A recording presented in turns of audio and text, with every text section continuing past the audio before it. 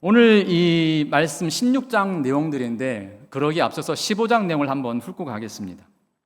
15장은 바울이 1차 선교 여행을 갔다 와서 예루살렘 총회에 가서 그리고 다시 안디옥계로 돌아오고 난 후 평소처럼 사역을 하고 있었습니다. 그러던 중에 바울이 바나바에게 이런 요청을 하잖아요. 우리 전에 선교하던 장소에 가서 한번 그들의 어떤 신앙 상태나 이걸 좀 점검 좀 하고 그들을 좀 권면하는 시간 좀 가졌으면 좋겠습니다. 이런 내용을 합니다. 사실 갈라디아서 같은 경우도 보면 이 시기에 바울이 자기가 선교했던 지역, 특히 갈라디아 지역에 말씀을 주기 위해서 기록된 말씀이거든요. 어쨌거나 이런 여러 상황들 가운데서 바나바에게 1차 전에 사역했던 지역에 가서 좀 우리가 다시 한번 확인하자, 점검해보자 이렇게 의견을 내놨습니다. 그런데 의견 내놓은 것까지는 좋은데 방법에 있어서 서로 이제 다툼이 일어났잖아요. 바울은 마가가 예전에 선교할 때 도중 하차했기 때문에 아직 그가 좀 정확히 모르겠어요. 성경은 왜 마음에 안 들었는지 뭐가 문제인지 정확히 안 나오니까 어쨌거나 바울을 같이 가는 거에 대해서 마가를 같이 데리고 가는 것에 대해서 반대를 했고, 아시는 것처럼 바나바는 아니다, 이번에는 괜찮을 거야, 우리 마가도 좀 데리고 가서 같이 두 번째 선교를 합시다 했는데 성경에 쓰여있기를 서로 너무 마음이 안 맞았나 봐요. 성경에 보면 서로 심히 다투어 피차 갈라섰다라고 말씀하고 있습니다. 어쨌거나 이 훌륭하신 이분들도 의견이 맞지 않아서 다툼이 일어났습니다. 보통 다툼이 아니라 심히 다투었다고 성경은 쓰여져 있습니다. 그런데 성경 이 사도행전을 기록한 누가는 이것에 대해서 잘했다 못했다를 평가하고 있지 않아요. 분명한 것은 바울에게 인정을 못 받았던 마가가 바나바로 인해서 마가복음을 기록하는 자리에까지 나아갔다는 거예요. 그렇죠? 그럼 대단한 거 아닙니까? 그리고 결국 이 바울에게도 유익한 사람이라고 인정받게 되었습니다. 디모데후서 4장에 보면 바울이 이런 고백을 해요. 네가 올 때에 마가를 데리고 오라. 저가 나의 일에 유익하다라고 고백하고 있는 걸 보면 이 바울과 바나바가 심히 다투었을 때는 바울은 마가가 그렇게 마음에 들지 않았던 거예요.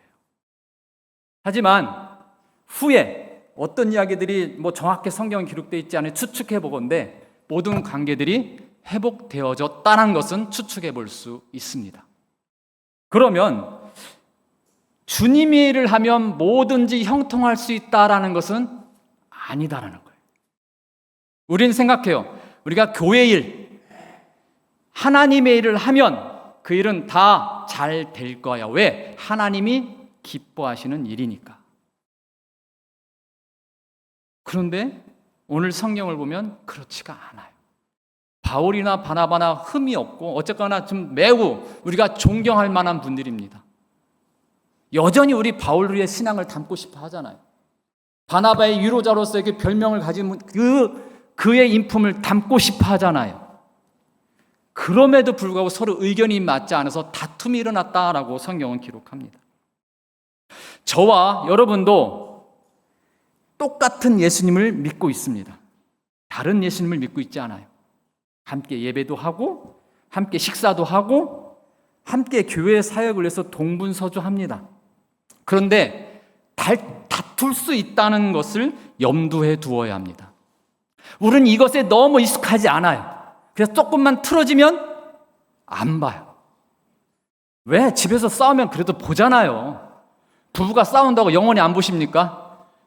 딴방 쓰더라도 결국은 우리가 다시 화해하고 붙잖아요. 근데 교회는 이상하게 좋을 땐 좋은데 조금만 틀어지면 영원히 안 볼 사람처럼 아주 그냥 그런 경우들이 종종 있습니다.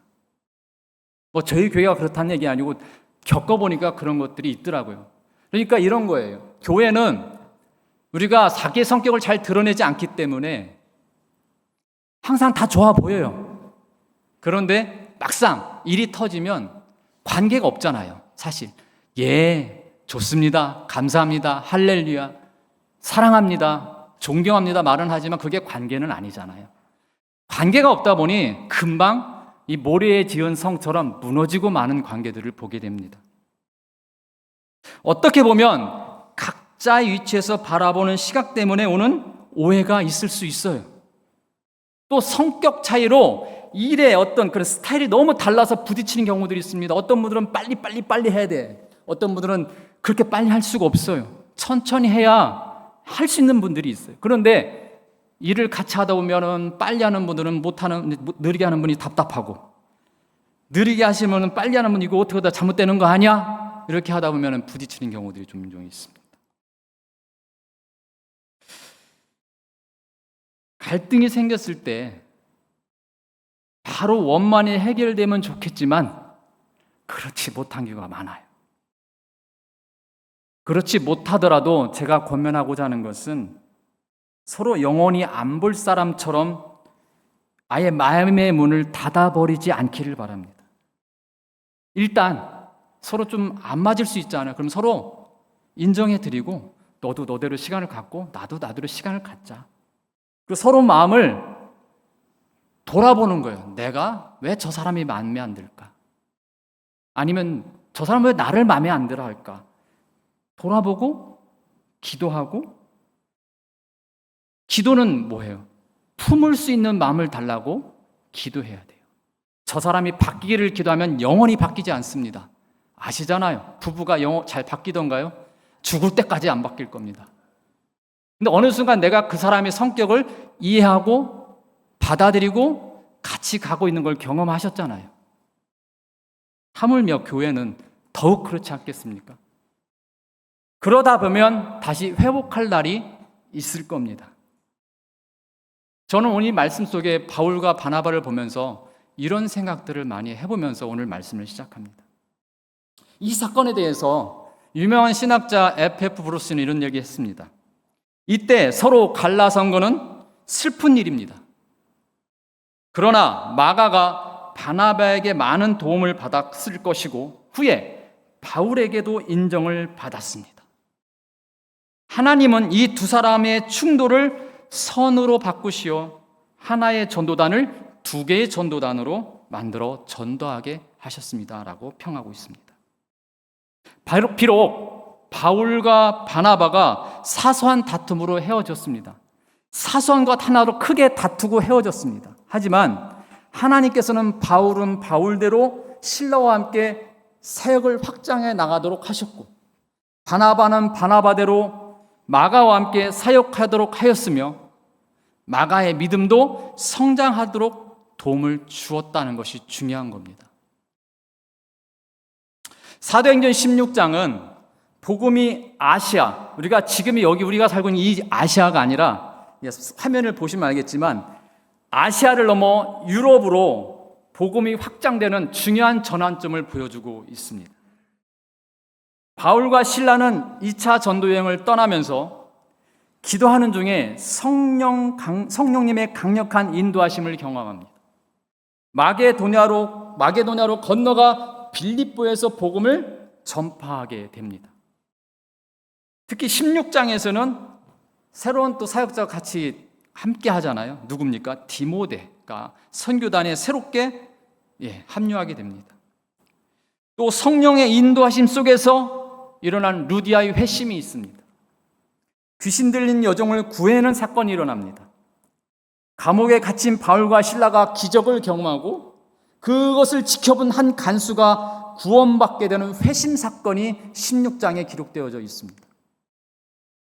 이를 통해서 우리가 눈여겨보아야 할 것은 기도하는 자를 통해서 하나님께서 어떻게 복음을 주도하고 계시는가, 그리고 신실한 종들이 고난 속에서도 기도를 통해서 어떻게 믿음을 지키고 있는가를 한번 바라보셨으면 좋겠습니다. 먼저 사도행전 16장 1절을 읽어드리겠습니다. 바울이 더베와 루스드라에도 이름에 거기 디모데라 하는 제자가 있으니 그 모치는 믿는 유대 여자요 부치는 헬라인이라. 바울은 바나바와 헤어진 후에 실라를 택해서 수리아와 길리기아 지역을 방문합니다.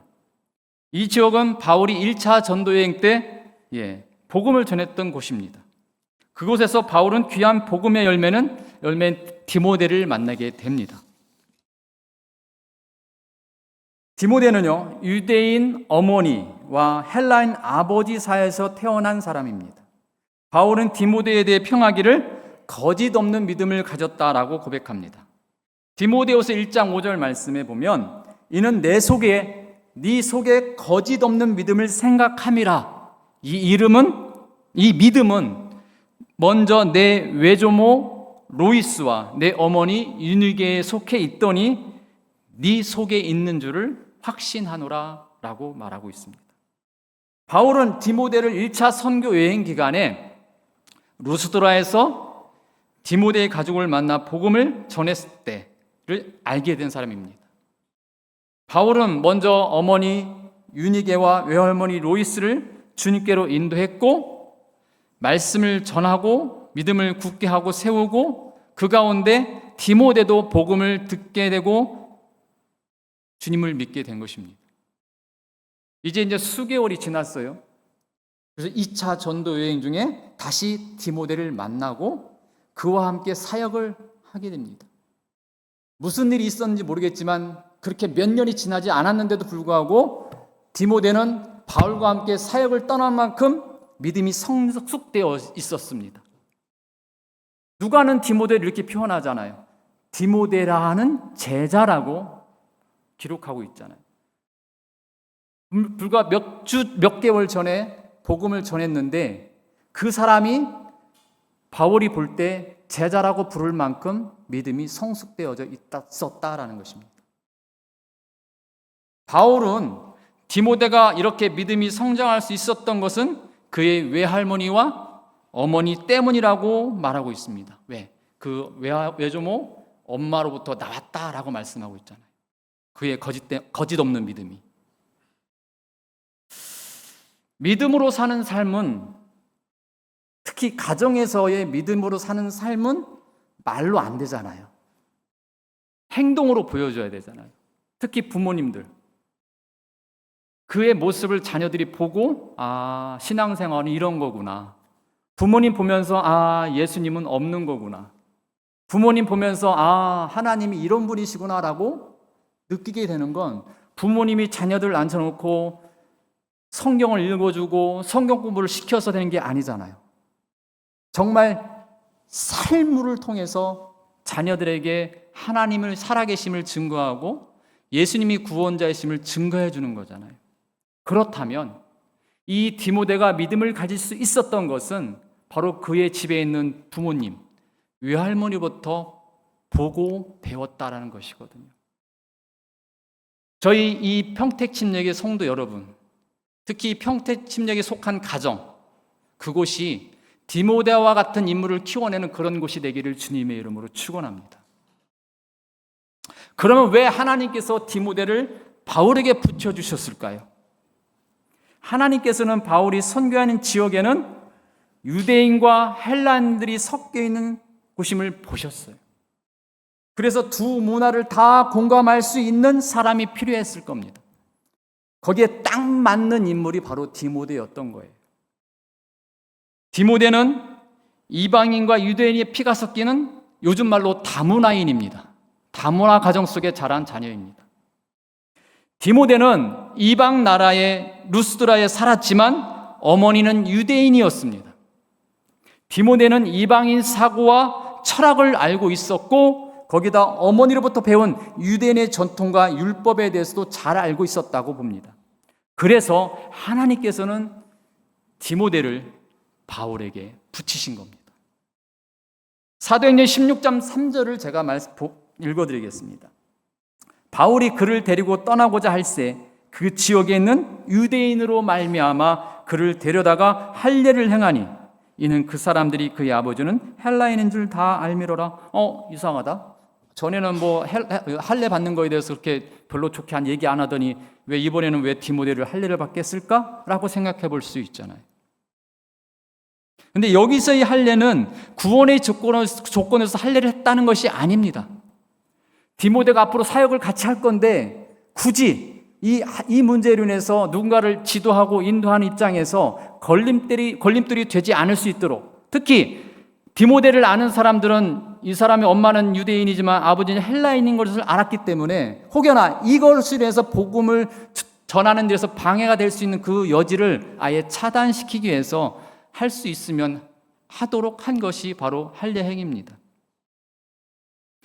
바울이 고백했던 것처럼 유대인들에게 내가 유대인과 같이 된 것은 유대인들을 얻고자 함이요 율법 아래 있는 자들에게는 내가 율법 아래 있지 아니하나 율법 아래 있는 자같이 된 것은 율법 아래 있는 자들을 얻고자 함이요라고 고백한 것처럼 그런 의미에서 디모데에게 할례를 행한 것입니다.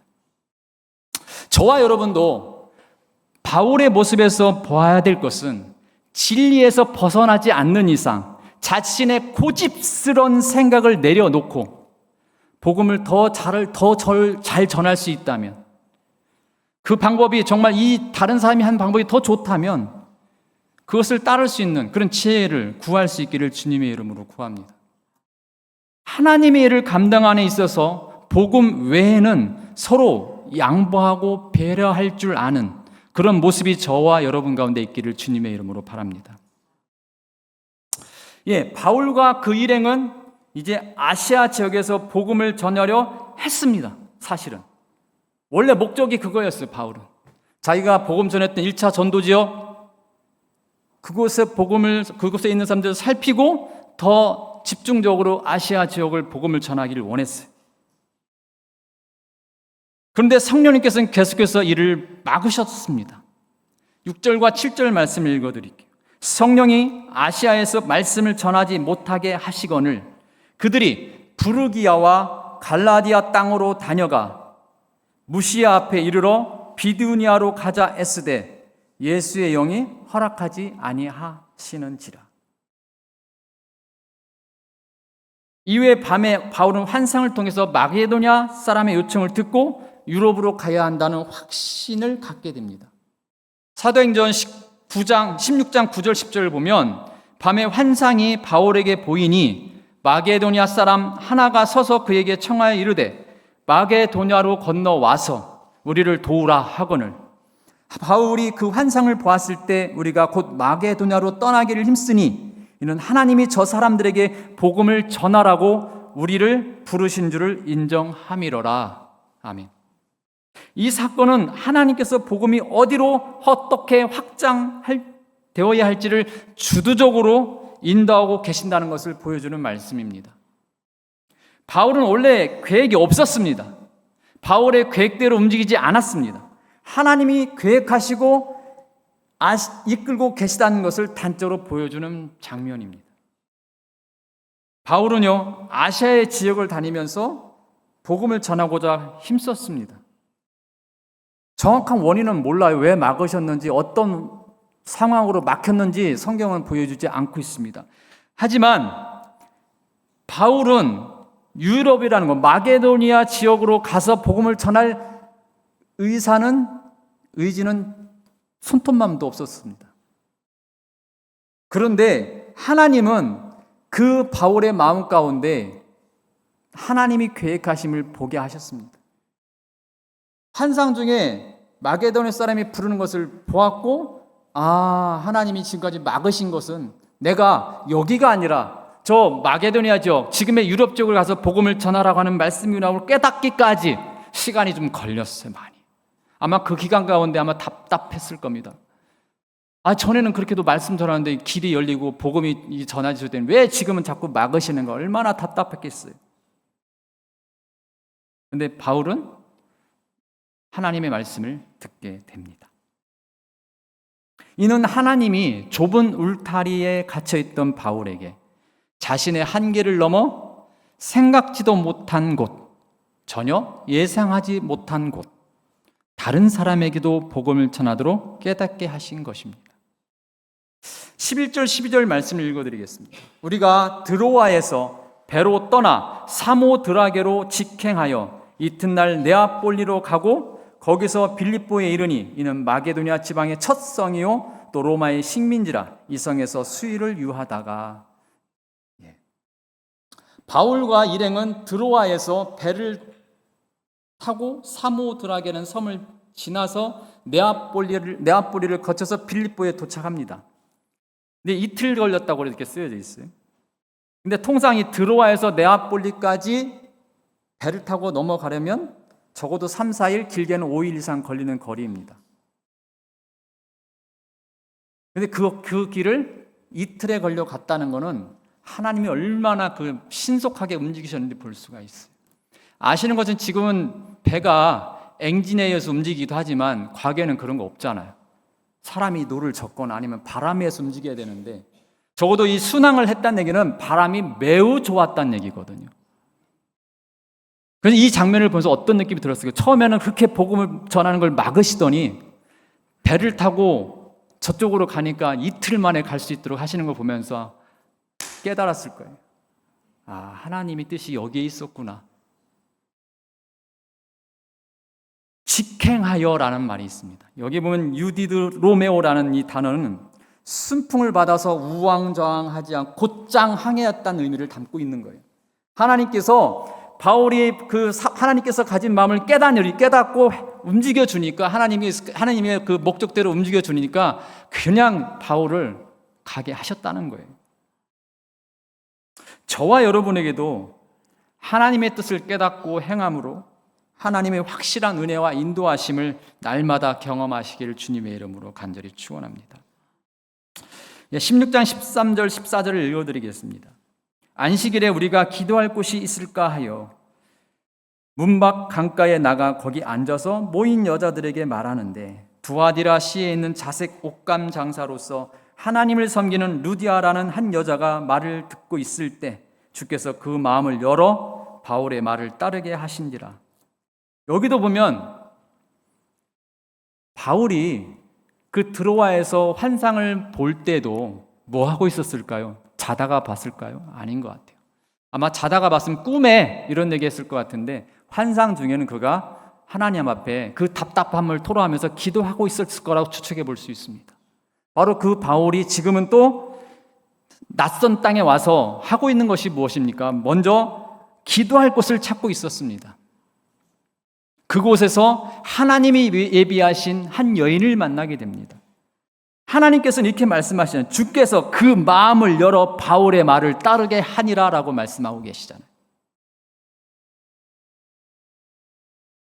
우리가 이 말씀, 오늘 이 13절 뿐만 아니라 또 16절, 25절로 계속해서 바울이 기도하는 중에, 기도하러 가는 중에라고 말씀하고 있는 것을 우리가 눈여겨보아야 합니다.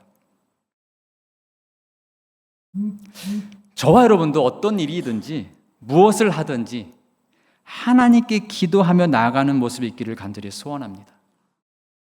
빌립보는 유럽에서 복음이 처음 전파된 도시입니다. 또 바울은 유대인 회당이 없는 이곳 그렇잖아요. 왜냐하면 회당이 열리려면 적어도 성인 남자 10명은 모여야 되는데 그게 잘 안 된다는 거거든요. 바로 그 회당이 없는 곳. 그러다 보니 그 유대인들이 모이기 좀 쉬운 곳, 조용한 곳, 한적한 곳을 찾다 보니 강가를 찾게 된 것이고 또 거기에 몇몇 여인들이 모여 있었고 그 여인들 가운데 루디아라는 여인이 있었고 바울은 그 여인을 만나서 그에게 복음을 전하게 됩니다. 그래서 성경을 보면 그 루디아 여인을 통해서 본격적으로 복음의 문이 열리기 시작합니다. 바로 루디아란 그 여인을 통해서 빌립보 교회가 세워지기 시작합니다. 루디아란 여인은 복음을 받아들이고 예수님을 영접한 후에 그가 또 침례를 받고 그리고 그의 가정에 있는 식구들까지 다 복음을 듣게 하고 자기의 그 집까지 내어주면서 여기서 머물러 있으라고 권면하기까지 합니다. 15절 말씀에 이렇게 말합니다. 그와 그 집이 다 침례를 받고 우리에게 청하여 이르되 만일 나를 주 믿는 자로 알거든 내 집에 들어와 유하라 하고 강권하여 머물게 하니라. 어떻게 보면 이 루디아의 집이 복음의 빌립보 교회의 시초가 된 것입니다. 근데 참 아이러니한 거면은 바울이 그렇게 아시아에 복음을 전하고 싶었던 그곳에 있는 여인이 찾아왔잖아요. 두아디라 여인, 이 자주색 옷감을 파는 이 루디아의 출신이 어디예요? 두아디라 성입니다. 두아디라 성은 어디에 있는 거예요? 바울이 그렇게 가고 싶었던 아시아 지역에 있던 동네입니다. 그곳에 있던 여인이 이곳으로 온 거예요, 이곳으로. 그래서 이 바울 앞에서 복음을 듣고 예수님을 영접했습니다. 참 묘하죠. 내 생각은 이게 옳은 것 같은데 그게 아니었던 거예요. 하나님은 이미 다른 곳에 계획하시고 오히려 바울이 가고 싶던 그 지역에 있는 출신의 사람까지 이 자리 가운데 오게 하셔서 복음을 듣게 하셨다는 겁니다. 우리의 생각은 하나님의 생각과 다를 수 있습니다. 많이 다를 수 있습니다.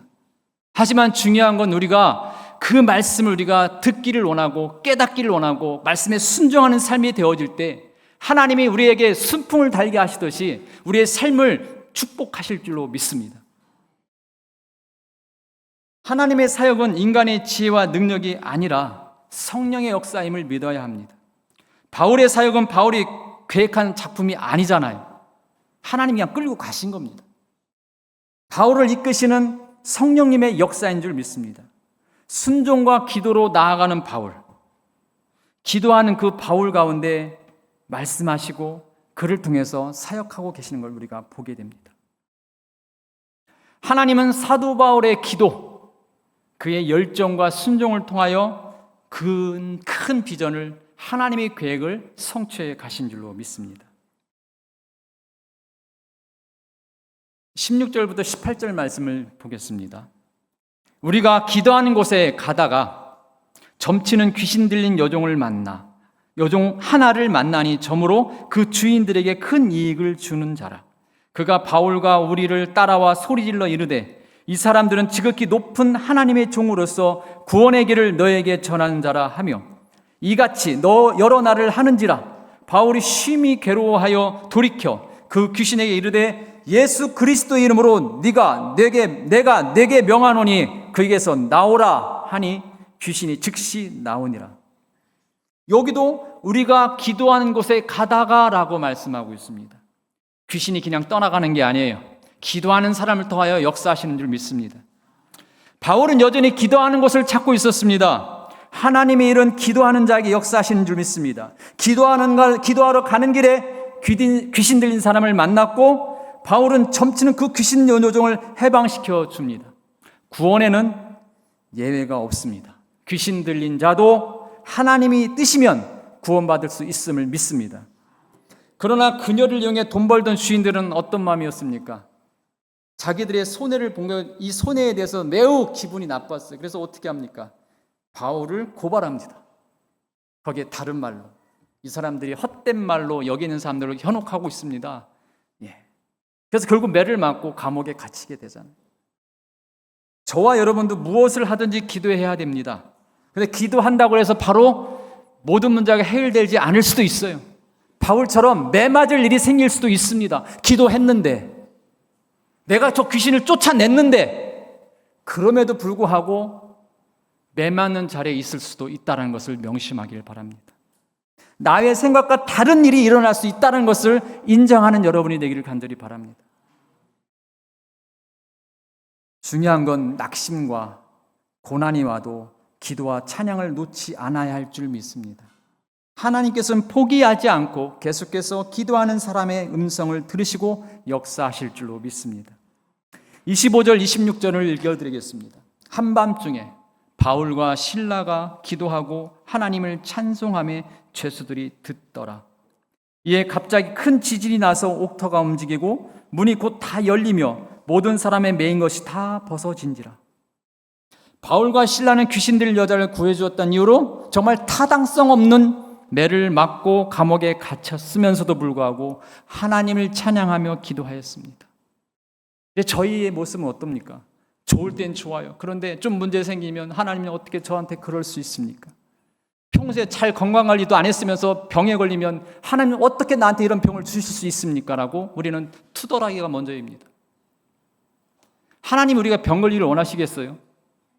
살다 보니 몸을 함부로 썼으니까, 그만큼 썼으니까 또 유전적으로 문제가 있을 수도 있습니다. 그런데 돌아보면 내가 몸을 함부로 쓰긴 했어요. 그러다 보니 병이 와요. 스트레스를 받으니까 병이 생겨요. 그럼에도 불구하고 병이 생기거나 어려움이 생기면 하나님 탓이라고 돌려버립니다. 더 중요한 불평할 수 있습니다. 더 중요한 거는 우리가 그럴 수 있다라는 거예요. 우린 인간이기 있고 땅에 사는 사람들이기 때문에. 그런데 중요한 건 불평할 수 있으나 오늘 이 바울과 실라의 모습처럼 불평하는 중에도 하나님, 그래도 하나님이 나를 사랑하시고 나를 구원해 주셨고 앞으로 잘 될 걸 믿어요 하면서 기도할 수 있는 그 기도의 끈을 놓지 않는 우리가 되었으면 합니다. 좀 답답하고 힘들고 짜증날지라도 그 순간순간을 하나님을 찬양하는 모습이 있기를 간절히 바랍니다. 그러면 하나님은 분명히 우리의 음성을, 우리의 기도 소리를, 우리의 찬양의 소리를 땅에 떨어지지 않게 하시고 그 음성에 응답하시리라 믿습니다. 27절, 28절 말씀드립니다. 간수가 자다가 깨어 옥문들이 열린 것을 보고 죄수들이 도망한 줄 생각하고 칼을 빼어 자결하려 하거늘 바울이 크게 소리질러 이르되 네 몸을 상하지 말라 우리가 다 여기 있노라. 이 말씀을 보면서 감옥문이 열리고 착고가 풀린 게 이 바울과 실라뿐만이 아니잖아요. 성경을 보면 문맥상 그 감옥에 있던 다른 사람들, 다른 감옥의 문도 다 열렸다는 것이거든요. 그러면 그중에 몇 명은 도망하지 않았을까? 그런 상상을 해보는데 성경에 뭐 어쨌거나 그런 기록되어지지 않으니까 저는 마음껏 상상을 해봤어요. 아무도 안 도망갔는가 봐. 왜? 그 간수가 벌을 받았다는 얘기는 안 나오거든요. 그러면 전 이 말씀을 보면 참 은혜가 됐던 게 비록 내가 어렵고 힘들 때 찬송도 잘 안 되고 기도도 잘 안 될 수 있지만 그 어려운 가운데도 찬송하며 기도하는 사람을 누가 봐요? 거기에 있는 죄수들이 함께 본 겁니다. 그러면서 아마 그 마음들이 야, 저 사람들은 뭔가 다른가 봐. 근데 그 사람들이 아마 자기들 도망가고 싶은데 아마 바울과 실라가 도망가면 안 됩니다. 그랬을 것 같아요. 왜? 또 그 말을 받아들이고 순종한 이유는 그 어려운 중에도 매를 맞고 힘든 그 상황 가운데 신음하는 그 가운데서도 어떻게 찬양하며 기도할 수가 있지? 라고 하면서 아마 감동을 받았을 것 같아요. 우리와는 좀 더 저 사람은 다른 사람들이구나라는 걸 봤을 것 같아요. 더 나아가서 우리는 그 우상들과는 우리의 우상, 우리의 신들과는 전혀 다른 신을 섬기고 있구나. 저 신을 우리가 좀 봐야겠고 저 신들을 내가 믿어야겠다는 마음이 들지 않았을까 합니다. 비록 여기에는 간수가 복음을 받아들이고 구원받았다 하지만 거기에 있는 죄수들도 아마 그 중에 주님을 믿지 않았을까 저는 추측해 봅니다. 결국 간수는 어떤 고백을 하나요? 선생님들이여 내가 어떻게 하여야 구원을 받을 수 있습니까? 아멘. 저와 여러분의 삶을 통하여서 이 땅에는 아직도 예수님을 모르는 사람들이 저희를 보면서 야 누구야? 내가 어떻게 하면 구원받을 수 있냐? 어떻게 하면 내가 이렇게 너처럼 신앙생활을 할 수 있어라고 물을 수 있는 그런 신앙에 나갈 수 있는 여러분이 되기를 간절히 주님의 이름으로 간절히 기도합니다.